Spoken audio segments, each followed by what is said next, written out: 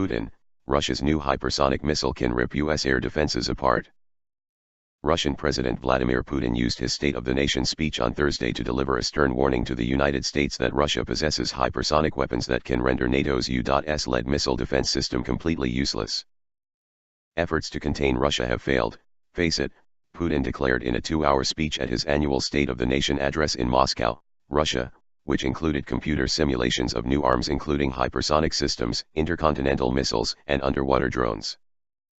Putin said the creation of hypersonic systems has made NATO's U.S.-led missile defense shields in Europe utterly useless, and means the era of the Western world attempting to prevent Russia's expansion is over. I want to tell all those who have fueled the arms race over the last 15 years, sought to win unilateral advantages over Russia, introduced unlawful sanctions aimed to contain our country's development, all what you wanted to impede with your policies have already happened, he said. Putin confirmed our thoughts about the era of hypersonic is now, and an arms race among major superpowers is well underway, he said. All countries with a high level of scientific potential are actively developing hypersonic weapons.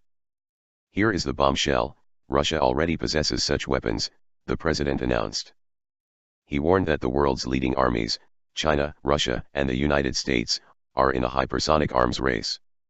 The Russian possession of hypersonic weapons has spurred a modern, compact, and high-tech revolution of armed forces, Putin added.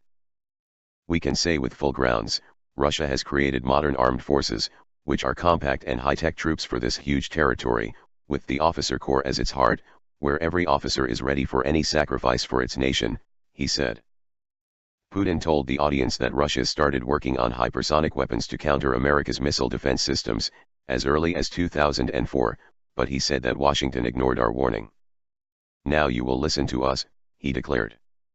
And just to underscore that, some have pointed out that the Putin video of the new ICBM shows MIRV set to impact with Florida in the background.